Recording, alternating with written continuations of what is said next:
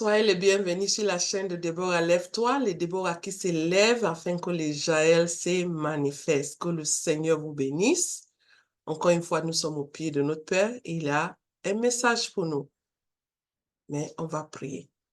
Dieu de miséricorde et de grâce, c'est avec joie et avec plaisir que nous sommes venus encore d'apprendre de toi. Esprit de Dieu, visite-nous. Sans toi, nous ne pouvons rien faire. Nous t'invitons, Papa. Prends le contrôle, parle à nos cœurs. Au nom de Jésus. Amen. Et n'oubliez pas de s'inscrire, like et de partager pour que les autres puissent être bénis.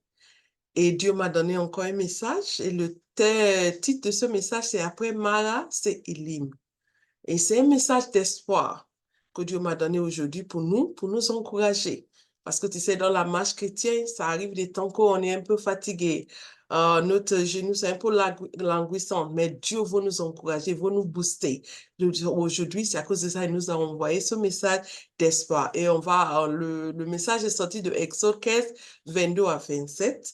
On va apprendre de la vie des enfants d'Israël, comment ils ont fait quand ils arrivaient à l'Es Mara. Et après Mara, il y avait les Élim, les temps d'abondance. Dans ce cas, on va lire à Exode 15, 22 à 27. Moïse vit partir Israël de la mer Rouge. Il prit la direction du désert de Secours et après 3 jours de marche dans le désert, il ne trouve point d'eau. Ils arrivent à Mara, mais ils ne peuvent pas boire l'eau de Mara parce que qu'elle était amère. C'est pourquoi le lieu fut appelé Mara. Le peuple murmurait contre Moïse en disant, que boirons-nous? Moïse cria à l'Éternel et l'Éternel lui indiqua un bois qui jeta dans l'eau et l'eau devient douce. Ce fut là que l'Éternel donna au peuple des lois et les ordonnances. Ce fut là qu'il les mis à l'épreuve. Verset 26. Il dit, si tu écoutes attentivement la voix de l'Éternel, ton Dieu, et si tu fais ce qui est droit à ses yeux, si tu prêtes oreille à ses commandements, et si tu observes toutes ses lois, je ne te frapperai d'aucune des maladies que j'ai frappé les Égyptiens, car je suis l'Éternel qui te guérit. Ils arrivent à Élim, où ils avaient 12 sources d'eau et 70 palmiers. Ils campaient là, près de l'eau. Alléluia. Et notre thème, c'est après Mara, c'est Élim. Et on voit que les enfants d'Israël, ils ont vu la grandeur de Dieu. Et c'est la même chose comme nos marches. Ils sont sortis d'Israël. La prophétesse Myriam a chanté, le peuple a dansé, le peuple se réjouissait. Ils ont vu la même puissance de Dieu. Mais juste après ça, ils arrivent là où d'abord, il n'y avait pas de l'eau. Et même quand ils ont trouvé de l'eau, l'eau était amère. Et c'est à comparer avec nos marches chrétiennes, la vision, Dieu nous donne les visions, les choses commençaient à aller. Ah, vraiment, on voit la grandeur de Dieu, la puissance de Dieu, même avec nos marches chrétiennes. On a commencé avec le Seigneur. Ah, tu demandes, dès que tu dis, papa, il dit, mais voici, tout coule, tout avance. Et on arrive dans notre marche, comme les enfants d'Israël. On arrive là où on se demande même parfois, est-ce que Dieu est avec nous? Et c'est ça qui est arrivé avec les enfants d'Israël. Ah, ils arrivent là, ils prennent la direction du désert. Après 3 journées de marche, ils ne trouvent point d'eau. Et même quand ils ont trouvé, ils arrivent à Mara. Ils leur dit l'eau était amère. Mais ce que les enfants d'Israël ont oublié, qu'après Mara, il y a Élim. Et c'est ça Dieu m'envoie pour encourager quelqu'un aujourd'hui. Qu'après Mara, il y a Élim. C'est pas parce que tu te trouves aujourd'hui et que tu ne trouves pas l'eau. Ou peut-être tu as trouvé l'eau, mais l'eau est amère. Vous dites qu'il n'y a pas Élim qui n'est pas loin de toi. Verset 27, ils arrivent à Élim où il y avait 12 sources d'eau. Maintenant, ils avaient abondance. Signification de Mara, c'est amer. Signification de Élim, c'est l'abondance. Dans ce cas, après des choses difficiles, des difficultés, des situations amères, il y a toujours un temps de réjouissant, un temps d'abondance. Et c'est ça qu'on va regarder aujourd'hui et on va tirer des leçons. Pourquoi on doit avoir cette assurance? C'est vrai que Dieu nous a montré dans sa parole que dans Ésaïe 9, dans ce cas, il dit, mais les ténèbres, verset 9, Ésaïe 9, verset 1, mais les ténèbres ne régneront pas pour toujours sur la terre où il y a maintenant les angoisses. Si le temps passé on couvert d'opprobre, le pays de Zabulon et le pays de Naphtali, le temps à venir couvriront des gloires, la contrée voisine de la mer au-delà le territoire des gentils. C'est une promesse, c'est Dieu. Dans ce cas, mets ta vie là-bas, mets ton nom là-bas. Il dit, mais c'est l'Éternel qui parle, mais les ténèbres ne régneront pas pour toujours sur la terre, sur ta terre, sur ta situation aujourd'hui. C'est situation de santé, situation du ministère, situation avec les enfants, c'est situation avec ton mari, c'est situation dans ton foyer, situation dans ton boulot. La Bible dit, m'envoie pour te donner un message d'espoir, mais les ténèbres ne régneront pas pour toujours sur la terre où il y a maintenant des angoisses. Et tu te demandes, mais attendez, c'est pas Dieu qui a donné une promesse à des enfants d'Israël. C'est pas Dieu qui a fait sa main droite, il a étendu sa main droite et la mer même s'est fondue. Les Égyptiens sont morts, les enfants. Pourquoi Dieu va les amener dans un endroit maintenant où il trouve même pas d'eau? Ou même quand il trouve d'eau, l'eau est amère. On va retourner dans Exode 15, verset 22. Peut-être tu es en train de poser cette question. Seigneur, si tu étais avec moi, pourquoi cette situation? Ce mariage, c'est toi qui m'as donné. Pourquoi je me trouve maintenant? Ça ne va pas entre moi et mon mari. Seigneur, cet enfant, c'est toi qui m'as donné. J'ai prié, c'est un enfant de promesse. Pourquoi cet enfant devient comme ça? Seigneur, c'est toi qui m'as révélé pour dire, mon serviteur, lève-toi, va dans ce village. Et maintenant, je me trouve dans ce village. Et rien ne marche pas. La Bible dit, on retourne sur le verset.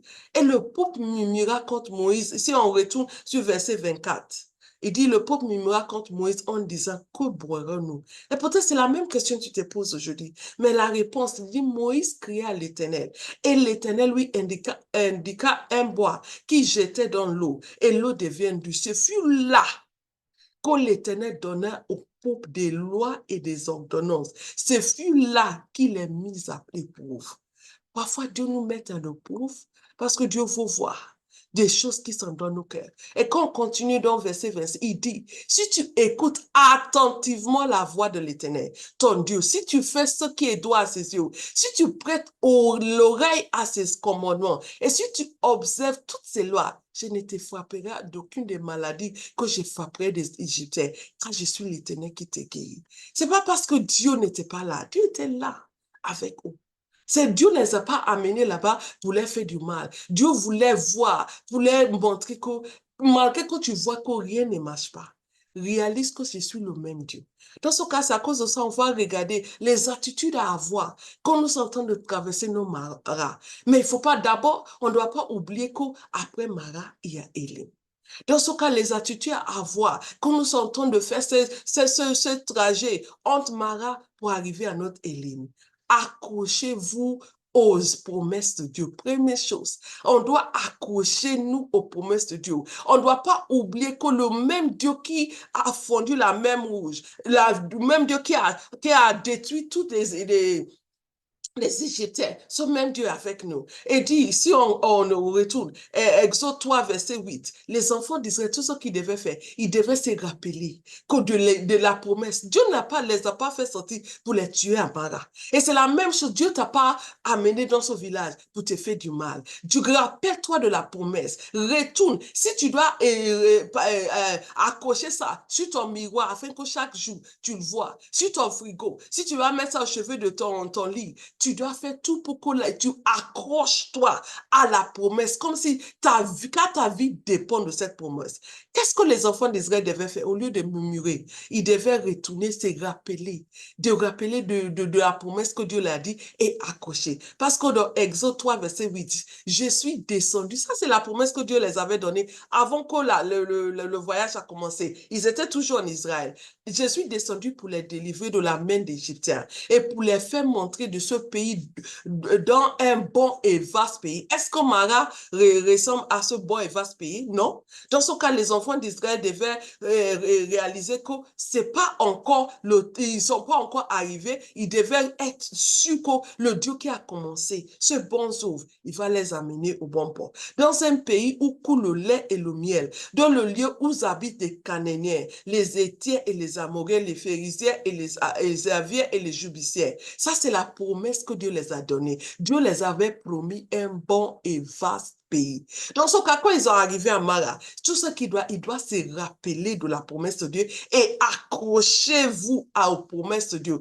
Quelle est la promesse que Dieu t'a donnée, servante de Dieu? Quelle est la promesse que Dieu t'a donnée, jeune fille? Et tu te trouves à ton Mara. C'est-à-dire, la promesse de Dieu ne ressemble pas à ton Mara. Tout ce que tu dois faire, accrochez-vous à la promesse de Dieu. Donc, si on va dans Ésaïe 55, verset 11, ainsi est-il est-il de ma parole, qui sort de ma bouche. Ça, c'est Dieu qui parle encore.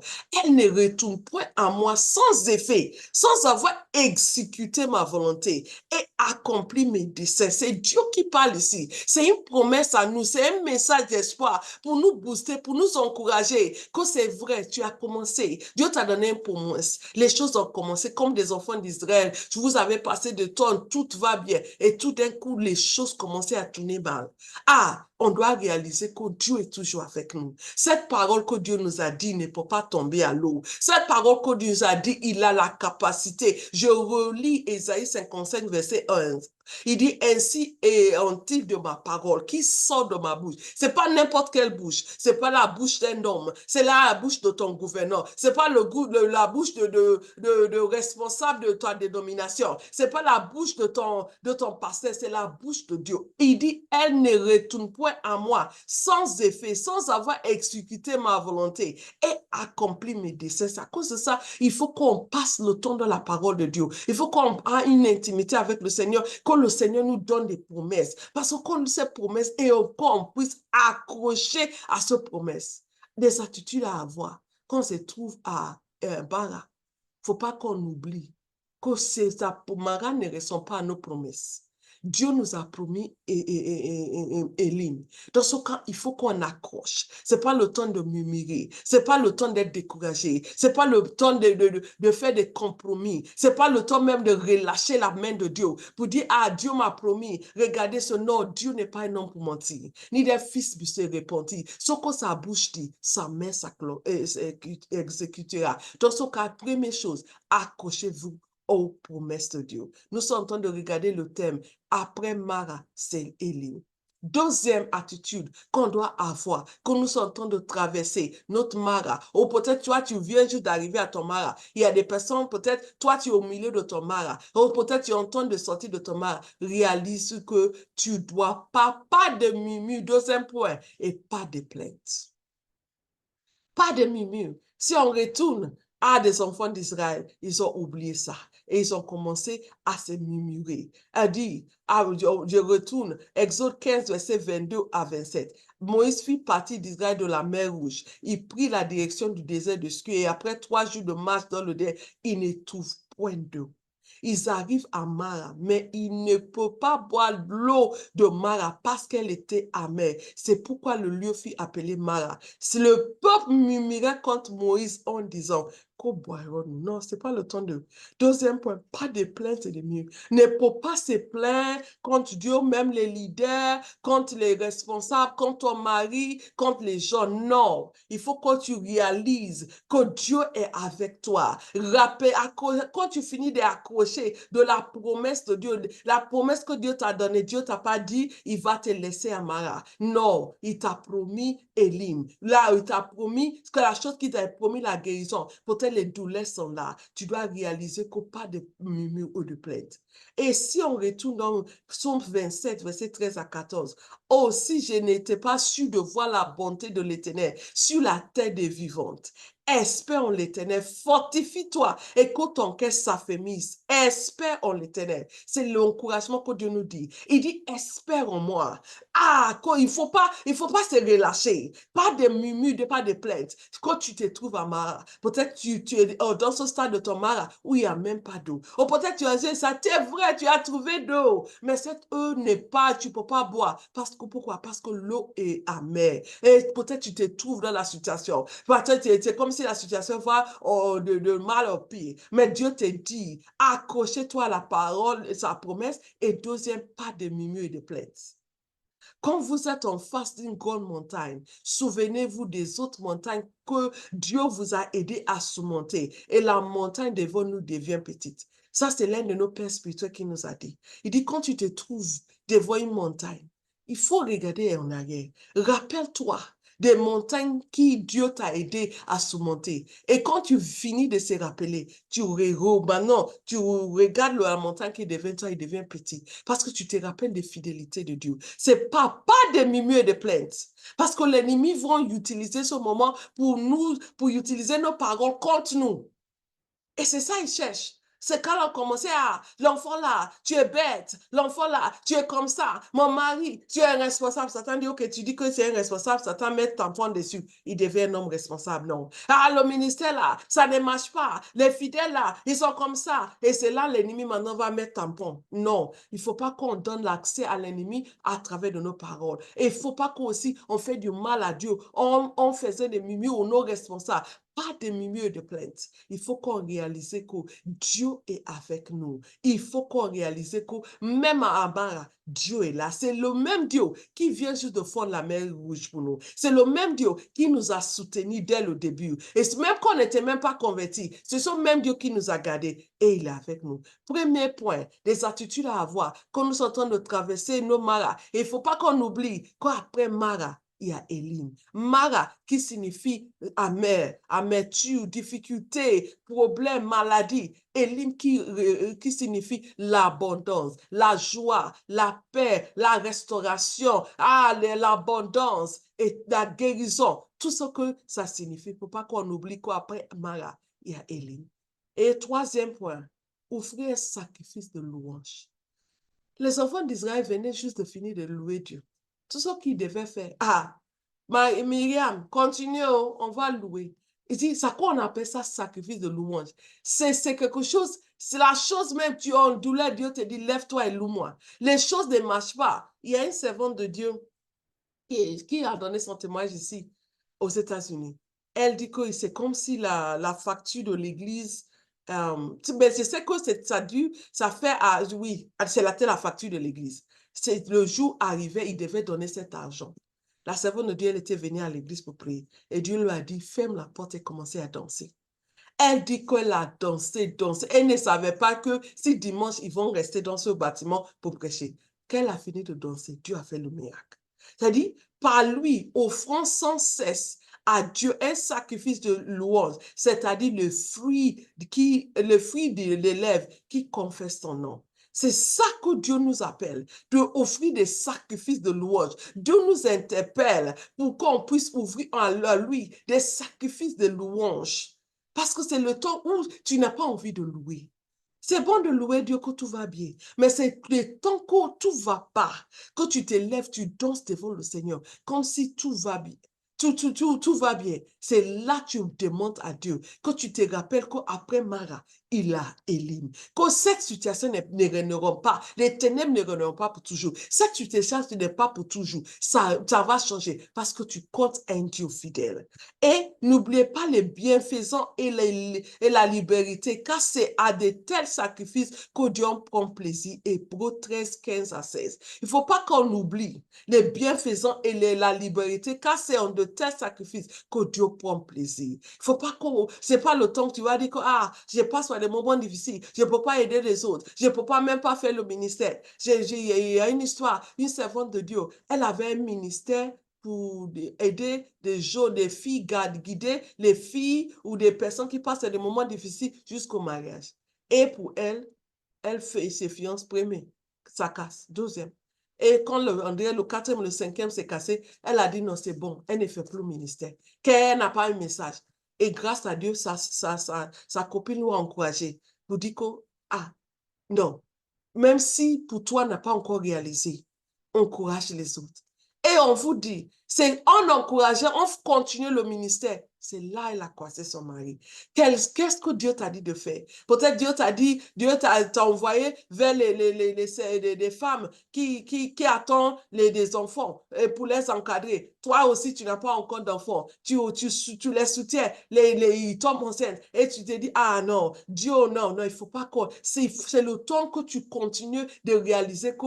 Et après Mara, il y a Élim. Continue de faire ce que Dieu te dit de faire. Peut-être tu encourages les autres. Les ministères avancent. Et pour toi, c'est comme c'est stagnant. Tu es toujours à Mara. N'oubliez pas qu'après Mara, il y a Élim. Continuez d'encourager les autres. Continuez d'investir sur la vie des autres. Continuez de soutenir ton mari. Continuez de soutenir cet enfant. Peut-être plus tu pries, l'enfant devient difficile. Non, continue. Continue et continue. Premier point, il faut qu'on accroche aux promesses de Dieu. Deuxième point, pas de plaintes, pas de plaintes. Troisième fait, offrir un sacrifice de louange. Et le quatrième point, remercier le Seigneur d'avance. C'est-à-dire, on doit dire merci à Dieu. Pourquoi? Parce qu'on réalise qu'après Mara, il aura Élim. Mara où ils ne trouvent pas d'eau. Mara où ils ont trouvé de l'eau même était amère. Ah, mais c'est le même Mara. Dieu a montré à son serviteur, cette eau est devenue douce. Et pas seulement, juste après Mara, ils se trouvent maintenant en abondance. Ils avaient à côté de l'eau qu'ils cherchaient à Mara. Maintenant, ils sont à côté de deux. Ils font tout ce qu'ils veulent faire avec l'eau. Ah, peut-être aujourd'hui, tu t'es dans la chose même que tu trouves. Demain, Dieu va te mettre au large. Dans ce cas, tu commences à remercier le Seigneur. Ne vous inquiétez de rien, mais en toute chose, faites connaître vos besoins à Dieu par des prières et des supplications avec action de grâce.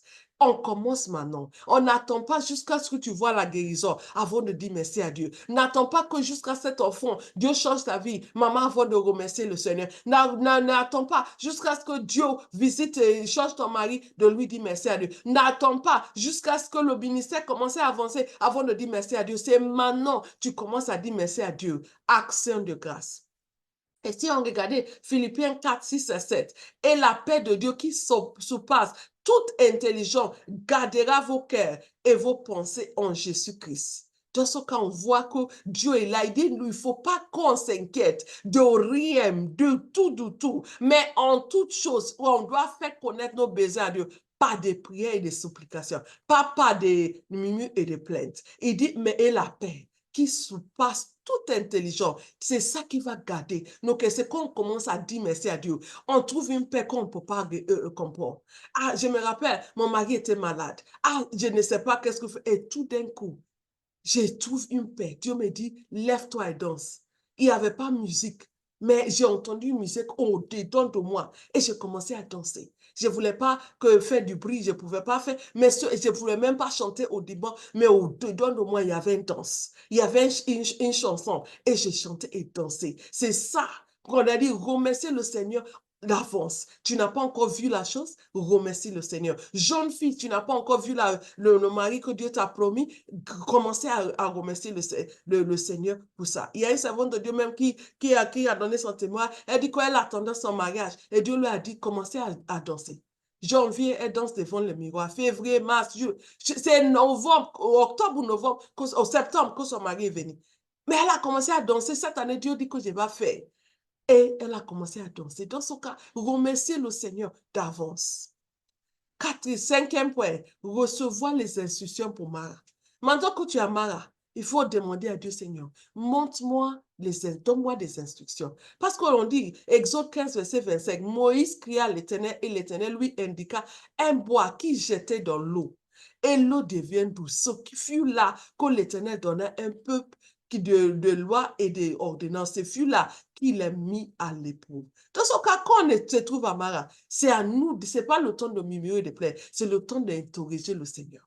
Et parce que Dieu a des stratégies de nous donner, que le Mara devienne douce. Avant même qu'on arrive à Élim, où il aura abondant, le Mara, notre Mara, pour être douce. Dans ce cas, quand nous sommes à Mara, ce n'est pas le temps de nous lamenter, ce n'est pas le temps de nous plénicher. Non, c'est le temps de chercher la face de Dieu. Seigneur, donne-moi les instructions. Et aussi, Préparez pour votre élim. Beaucoup de gens, ils sont dans les maras, les mains croisées, ils ne demandent même pas, Seigneur, comment on va faire pour vivre et comment tu vas vivre. On se prépare pour notre élim. David fut, si on retourne dans 1 Samuel 36 à 8, il dit David fut dans une grande angoisse quand le peuple parlait de se lapider parce que tous avaient des amertumes dans l'âme, chacun à cause de ses fils et de ses filles. Mais David reprit courage en s'appuyant sur l'Éternel, son Dieu. Il dit au sacrificateur Habitat, fils d'Achimélec, apporte-moi donc l'éphod. Habitat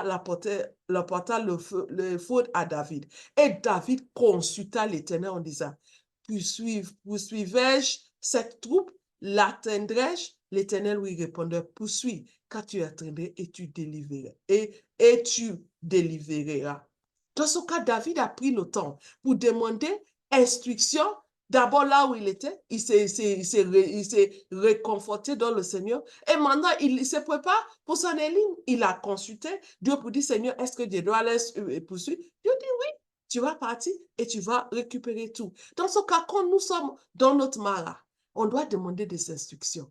Dieu a toujours des instructions pour nous en mara. Cet enfant, Dieu a des instructions pour toi. Ton mari, Dieu a des instructions. Des instructions qu'il veut te donner. Peut-être, Dieu va te dire, quand il parle, ne parle pas. Et non, toi, tu dis, non, il faut que je me défende. C'est l'instruction que Dieu t'a donnée.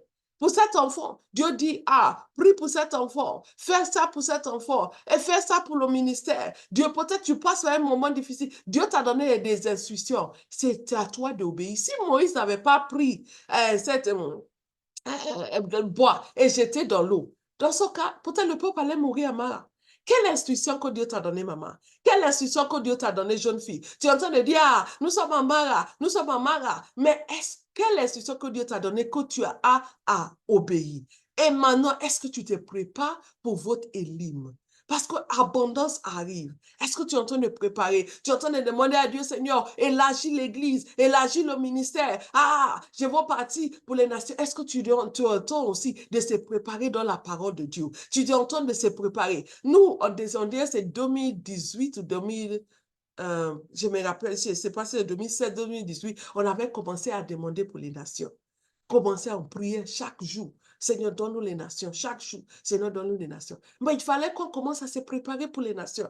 Si, parce que quand on parle à Dieu, Dieu nous donne les nations. Mais il fallait qu'on commence à se préparer pour notre élim. On était dans nos maras. D'abord, Dieu nous a dit quelles les instructions il nous a données pour que notre mara devienne douce. Et maintenant, Dieu nous prépare.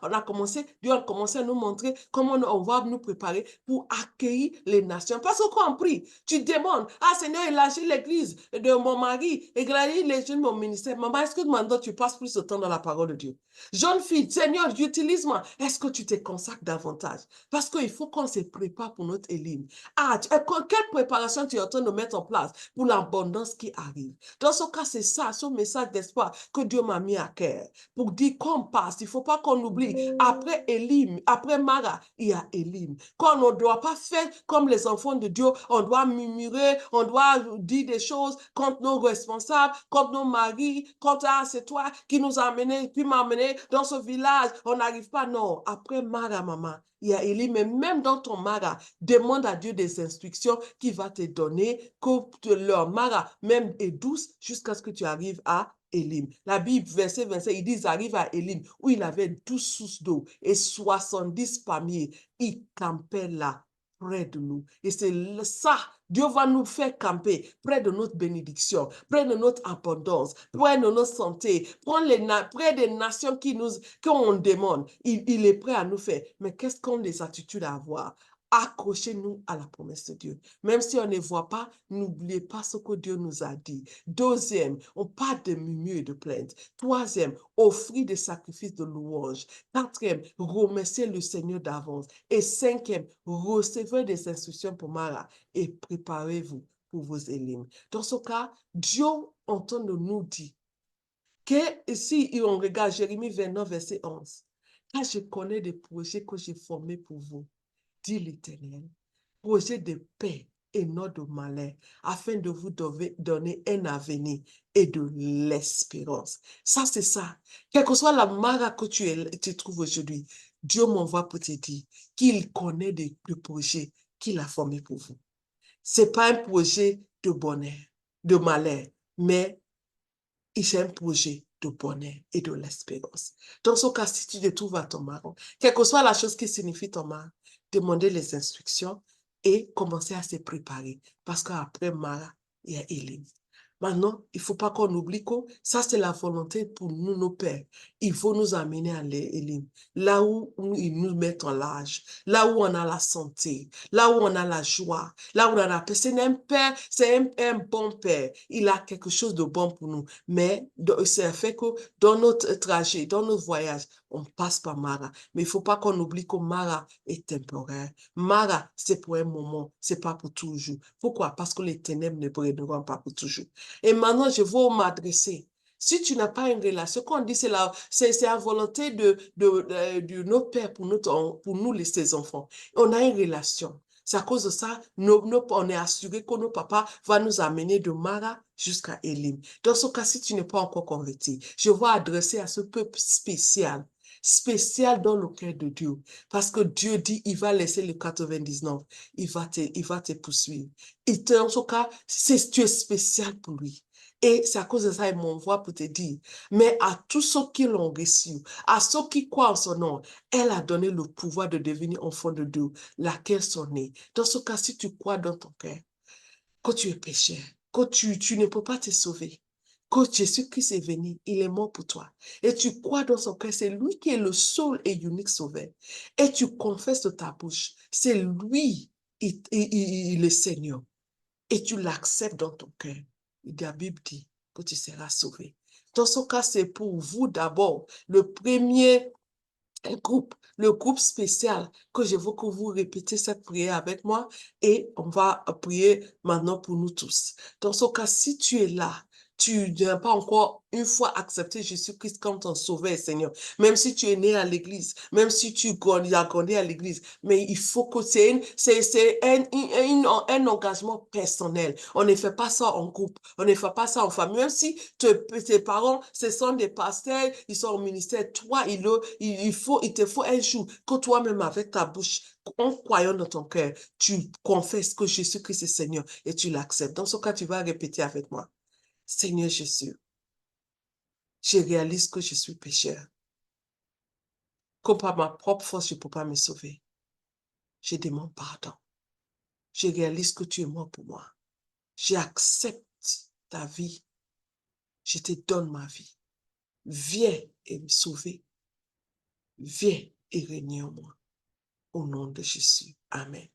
Dans ce cas, si tu as accepté Jésus-Christ, Jérémie 29, verset 11 devient ta réalité. Car je connais les projets que j'ai formés sur vous. C'est ton Père qui parle maintenant. Dis ton Père, ces projets de paix et non de malheur, afin de vous donner un avenir et de l'espérance. Comme nous ne sommes pas une église, nous sommes une mission. Une mission, parce que Déborah, lève-toi, fait partie de la mission évangélique Le Sycomore.